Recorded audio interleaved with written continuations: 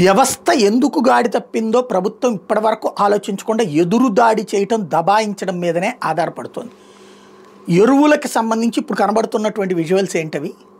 ఎరువుల కోసం బారులు తీరుతున్నట్టు ఎక్కడో తెలుసా?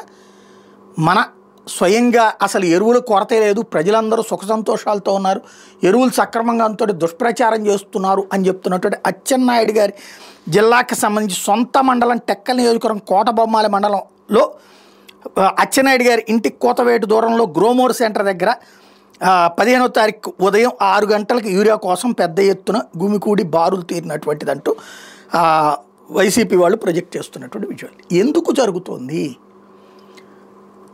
ఎల్లగానే షాపులో అమ్మగలగాలి, లేదా ప్రభుత్వానికి సంబంధించినట్టు సచివాలయం దగ్గర గోడౌన్ దగ్గర, లేకపోతే ఆ రైతు భరోసా కేంద్రాన్ని లేదో పేరు మార్చారు కదా, అక్కడికి వెళ్ళగానే డబ్బులు ఇచ్చి అట్లా 270 రూపాయలు ఇవ్వగానే బస్తా ఎన్ని కావాలంటే అన్ని ఇవ్వాలి. లేదా ఈ రైతు దగ్గర ఎన్ని ఎకరాలు ఉందో ఆ పట్టాదారు పాస్బుక్ చూసి 1 ఎకరం ఉందా 2 బస్తాలు లేదా 3 బస్తాలు లేదా 1 బస్తానా ఏంటని చెప్పి ఇవ్వాలి. అది అసలు జరగకపోవడం వల్ల కదా ఇక్కడ ఎందుకు బ్లాక్లోకి వెళ్ళిపోయినాయి.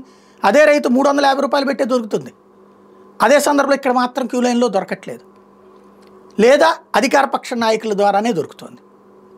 ఎందుకు పోయినాయి అధికార పక్ష నాయకుల దగ్గరికి? ప్రజలకు కాదు అందాల్సింది నేరుగా, ఉంటే అధికార పక్షంలో ఉన్నటువంటి వాళ్ళకే అంది, వాళ్ళ ద్వారానే వాళ్ళ రైతులకే అందితే మిగతా వాళ్ళ పరిస్థితి ఏంటి? ఇది ఎందుకు ఆలోచించట్లేదు? పైగా దబాయింపులు ఎందుకు జరుగుతుందో ఒక్కసారి క్రాస్ చెక్ చేసుకోవాల్సి ఉంది.